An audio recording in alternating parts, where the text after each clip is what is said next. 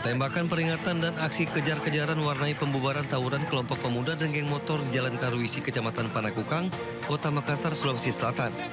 Polisi berhasil mengamankan 3 pemuda dari kedua kubu yang ternyata masih di bawah umur. Polisi juga menyusuri ganggang untuk mencari pelaku tawuran. Selain menyita busur panah, ketapel dan senjata tajam, polisi turut mengamankan 2 sepeda motor. 3 pemuda yang diamankan dibawa ke Polrestabes Makassar untuk proses hukum lebih lanjut. Dari Makassar, Sulawesi Selatan, Muhammad Nurboni Ainis melaporkan.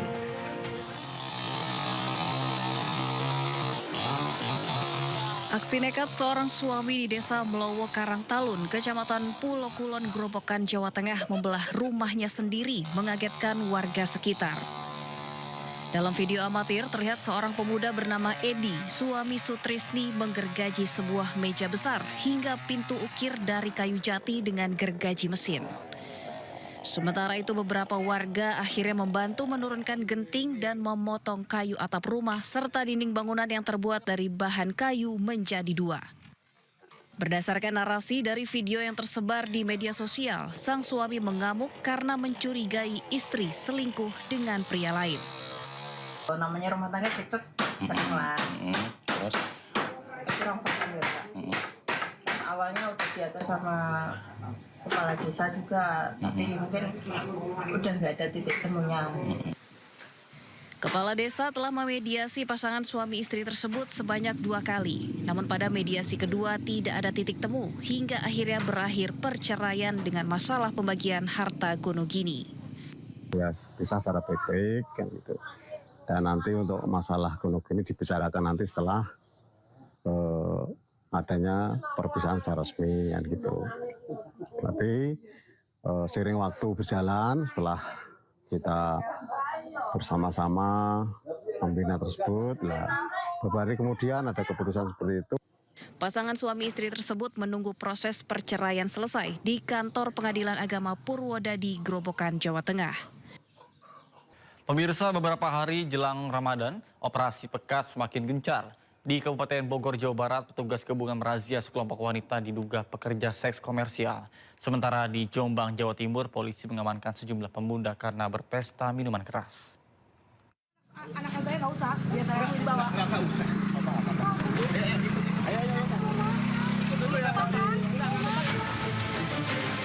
Sejumlah wanita yang diduga PSK meronta-ronta saat ditangkap petugas gabungan dari Satpol PP, TNI, Polri di Jalan Raya Sentralen, Parung Panjang, Kabupaten Bogor, Jawa Barat. Sejumlah wanita lainnya kabur saat petugas gabungan tiba di lokasi. Petugas juga menemukan barang bukti 2 buah alat kontrasepsi di bawah tempat tidur. Selain merazia PSK, petugas juga menggerebek toko minuman keras berkedok toko jamu di sejumlah titik di Jalan Raya Parung Panjang. Sejumlah orang yang terjaring razia kemudian didata sebelum dipulangkan. Razia ini digelar karena banyaknya laporan dari masyarakat jelang bulan suci Ramadan.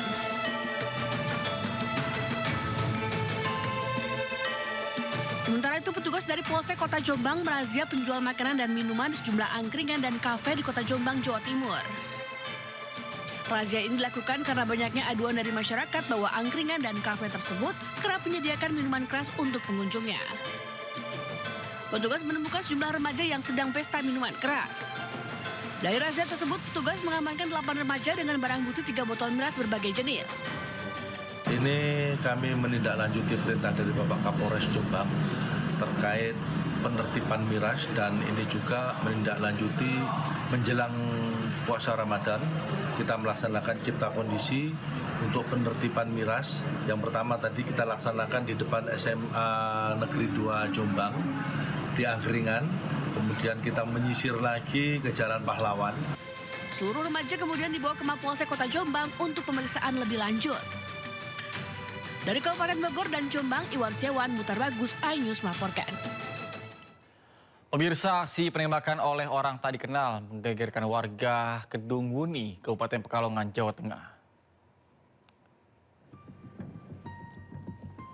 Korban merupakan tokoh masyarakat sekaligus suami dari salah satu anggota DPRD Jawa Tengah. Tembakan tidak mengenai korban, proyektil menghantam bagian atas dinding dan juga plafon teras. Kemudian terpental dan ditemukan di area garasi. Korban mengaku tidak memiliki firasat apapun dan tidak mengetahui siapa pelaku maupun motif di balik aksi tersebut. Dalam beberapa waktu terakhir, korban diketahui tengah mendampingi kasus dugaan penculikan yang ditangani oleh Polda Jawa Tengah. Bahkan hingga kini polisi masih memburu pelaku yang melarikan diri ke arah utara usai melepaskan tembakan. Jam 9.10 menit. 9-10 menit. Ya. Posisi Bapak di sini? Saya persis duduk di sini. Gitu. Terus Kades itu duduk di situ. Oh. Jadi pas penembakan ada orang lain?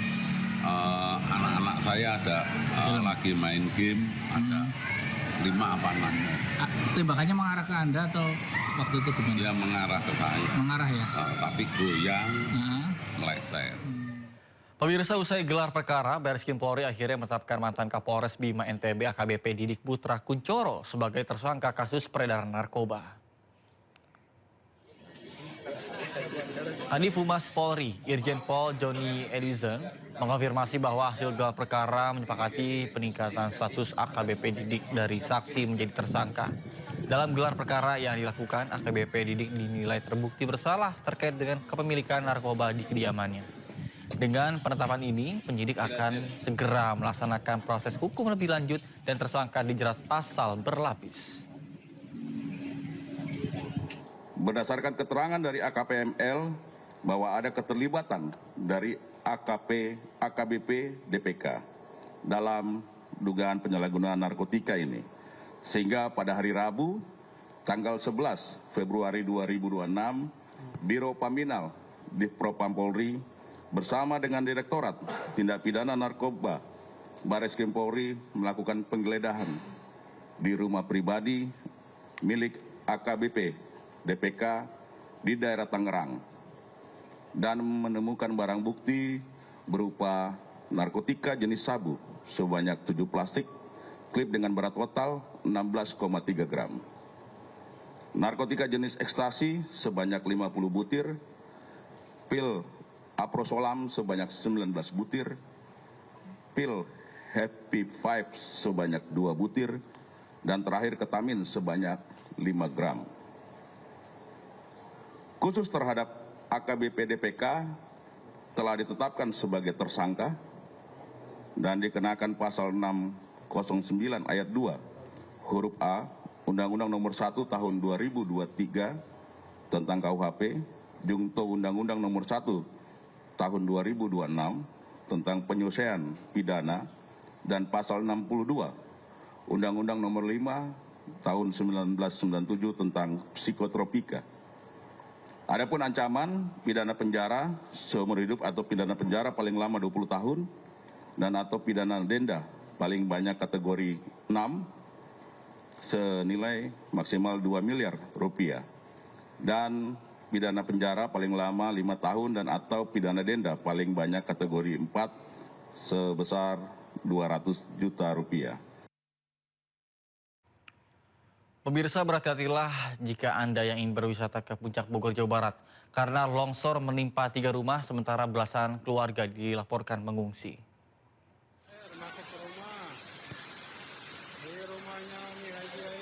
Hujan deras mengakibatkan tembok penahan tanah longsor menimpa 3 rumah di Puncak Bogor, Jawa Barat. Bahkan longsor juga mengakibatkan drainase yang meluap membanjiri 6 rumah di sekitarnya. Bahkan peristiwa tersebut dilaporkan terjadi pada Sabtu sore sekitar pukul 5 sore. Total ada 9 rumah terdampak dan belasan keluarga lainnya mengungsi. Tim BPBD Kabupaten Bogor, Jawa Barat melakukan penanganan dan juga pembersihan akibat longsor sejak semalam hingga dengan hari ini. Petugas melakukan pembersihan material longsor yang menutup saluran air guna memperlancar aliran serta meminimalisir resiko banjir dan juga longsor susulan. Kita fokus evakuasi dulu di situ.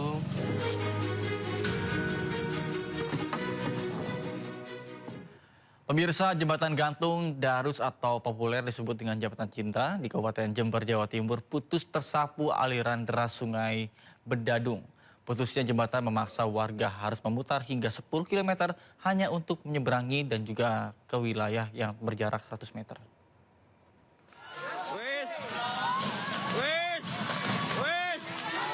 Kali. Setrum. Air Kepanikan terjadi bersamaan dengan suara besi berderak saat jembatan gantung Darus atau yang biasa dikenal sebagai jembatan cinta bergoyang hebat sebelum airnya ambruk diterjang arus deras banjir Sungai Bedadung. Jembatan sepanjang 100 meter dengan ketinggian hampir 10 meter ini tak lagi bisa digunakan warga untuk menuju pasar, sekolah, ataupun tempat kerja.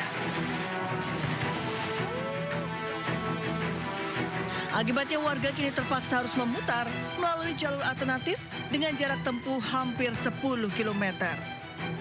Menurut warga, jembatan ini merupakan akses tercepat yang menghubungkan Desa Ajung dan Sukorambi. Namun, intensitas hujan tinggi memicu banjir yang menghantam konstruksi jembatan hingga tak mampu menahan arus. Gini Pak, masalahnya hujannya terus-terusan, mulai kira-kira jam 1 siang sampai malam, kira-kira kejadian jam 8, jam 9, roboh. Warga berharap pemerintah segera turun tangan untuk membangun kembali jembatan agar aktivitas ekonomi dan pendidikan bisa normal kembali. Dari Jember, Jawa Timur, Bambang Sugiarto, iNews melaporkan. Pemirsa, pohon beringin berusia ratusan tahun di kawasan Puri, Kantor Ubud, Bali, tumbang. Tidak ada korban jiwa, tapi sejumlah bangunan dan juga kendaraan rusak.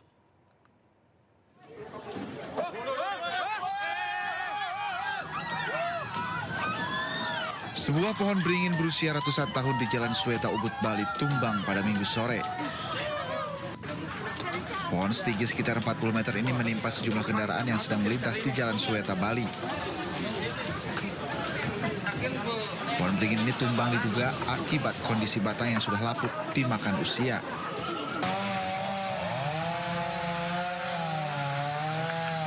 Petugas BPBD, kepolisian, TNI, dan warga bergotong royong membersihkan material pohon yang menutupi badan jalan. Dengan adanya musibah ini, informasikan sementara tidak ada korban jiwa, namun ada 2 kendaraan yang tertimpa, namun sudah diamankan. Kemudian Astana sempat sendiri dari pihak BPBD dan kita bersama masyarakat bersinergi dari pihak TNI Polri juga dibantu oleh masyarakat untuk sama-sama membersihkan daripada puing-puing yang ada di sini. Ya. Meski tidak ada korban jiwa, sejumlah kendaraan dilaporkan rusak. Saat kejadian, polisi mengalihkan arus lalu lintas untuk hindari kemacetan dan mempermudah evakuasi pohon. Dari Kabupaten Gianyar, Bali, Ketut Catur Kusumaningrat, iNews melaporkan. Pemirsa, tembok setinggi 5 meter dan sepanjang 65 meter roboh menimpa bangunan SMP Negeri 182 Jakarta Selatan. Sebelumnya tembok sudah dalam kondisi yang miring dan beruntung tidak ada korban jiwa karena peristiwa terjadi saat siswa libur sekolah.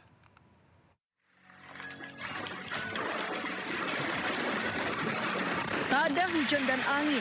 Tembok pagar rumah warga setinggi 5 meter lebih dengan panjang 65 meter di samping SMPN 182 Jakarta Selatan tiba-tiba roboh. Beruntung tidak ada korban jiwa dalam insiden ini karena sekolah dalam kondisi libur dan tidak ada aktivitas di sekitar sekolah. Namun, insiden ini mengakibatkan salah satu ruangan di SMPN 182 mengalami kerusakan parah. Menurut PLT Kepala Sekolah, kejadian ini sudah dilaporkan kepada pihak kelurahan dan kepolisian. Pemilik rumah pun berjanji akan bertanggung jawab untuk memperbaiki pagar dan ruangan sekolah yang rusak. Kebetulan hari ini hari libur dan tidak ada aktivitas anak-anak. Jadi sepi, tidak ada korban jiwa. Kalau tingginya pagar tadi kurang lebih 5,3 dengan panjang 64-65 meter yang roboh itu. Saat ini, petugas PPSU sudah diterjunkan ke lokasi untuk mengangkat puing tembok agar tidak menutup aliran air yang tertutup. Dari Jakarta Selatan, dan Helmi Secangbati, iNews melaporkan. Informasi lainnya pemirsa, libur Imlek yang dibarengi dengan libur awal puasa bagi anak sekolah dimanfaatkan warga untuk liburan ke kampung halaman. Bahkan suasana padat pun terlihat di terminal bus Kampung Rambutan, Ciracas, Jakarta Timur.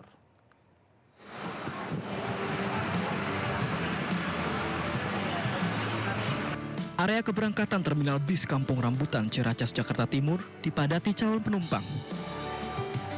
Mereka berbondong-bondong pulang ke kampung halamannya masing-masing dalam momen libur panjang akhir pekan dan Tahun Baru Imlek yang berlangsung hingga Selasa mendatang. Salah satu penumpang mengatakan bahwa momen libur panjang ini sengaja ia manfaatkan untuk pergi berlibur bersama keluarga. Saya mau mudik ke Riau, ya daerah Indragiri Hulu. Sama keluarga? Sama keluarga. Ini dalam rangka libur panjang? Dalam rangka libur panjang. Kebetulan juga kan sekarang mau munggahan, jadi sekalian libur panjang, sekalian munggahan. Diperkirakan peningkatan penumpang masih akan terjadi hingga Senin. Dari Jakarta, Rio Manik, iNews melaporkan. Pemirsa, tidak hanya bus, warga juga menggunakan Wush untuk menikmati liburan panjang ke Bandung, Jawa Barat. Bahkan peningkatan penumpang pun dilaporkan mencapai 20%.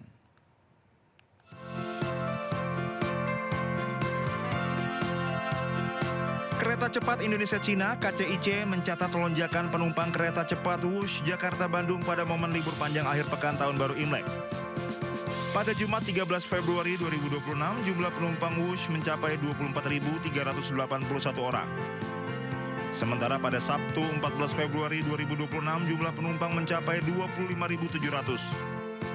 Sementara hingga Minggu siang, jumlah tiket terjual sudah mencapai 11.000 lebih dan diprediksi akan mencapai 23.000 lebih hingga pemberangkatan terakhir pada malam nanti. Manajer Corporate Communication KCIC Emir Monti mengatakan jumlah penumpang mengalami peningkatan 20% sejak Sabtu kemarin. Peningkatan ini menunjukkan antusiasme masyarakat yang tetap tinggi selama periode libur panjang. KCIC memastikan seluruh operasional berjalan aman dan lancar dengan kesiapan sarana dan prasarana serta optimalisasi petugas di seluruh stasiun. Dari Jakarta, Rizky Falufi, iNews melaporkan. Pemirsa, peningkatan penumpang juga terlihat di Stasiun Senen, Jakarta Pusat. Bahkan sejak akhir pekan lalu, ribuan penumpang memadati kereta tujuan Jawa Tengah, Yogyakarta, dan Jawa Timur.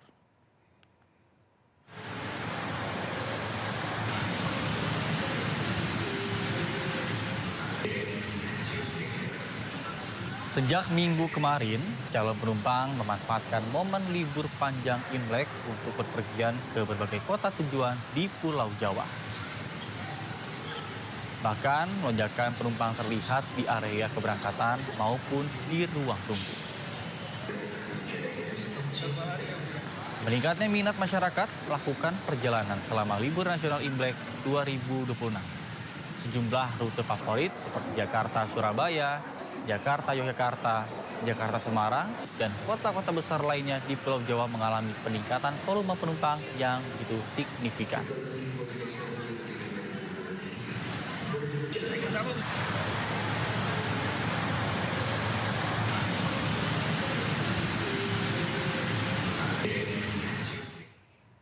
Dan pemirsa, untuk mengetahui seperti apa kondisi di Stasiun Senen, saat ini sudah terhubung dengan rekan kami, ada Wenda Nura.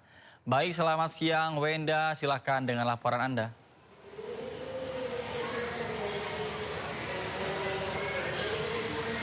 Ya, selamat siang Nata dan juga pemirsa. Stasiun Pasar Senen ini memang selalu ramai, terutama di libur panjang akhir pekan. Dan seperti itulah yang terjadi pada hari ini. Memang sudah nampak terlihat ada peningkatan jumlah penumpang jika dibandingkan dengan hari normal biasanya. Dan Nata, sebagai informasi, kami juga mendapatkan informasi dari pihak Daerah Operasi 1 Jakarta PT KAI ini pada hari ini ada sebanyak 21.440 penumpang yang akan berangkat dari Stasiun Pasar Senen dan juga Stasiun Gambir begitu, ataupun di Daerah Operasi 1 PT KAI Jakarta. Dan angka ini juga memang terbilang cukup tinggi jika dibandingkan hari normal pada biasanya. Nah, sedangkan untuk puncak keberangkatan tertinggi di momen libur panjang Imlek dan juga jelang Ramadan ini terjadi pada tanggal 14 Februari ataupun hari Sabtu yang lalu, di mana sudah diberangkatkan sebanyak 21.440 penumpang. Dan sedangkan untuk angka kedatangan tertinggi ini akan terjadi besok ataupun tanggal 17 Februari 2026 di mana akan ada sebanyak 36.000 penumpang yang akan tiba di daerah operasi 1 PT KAI.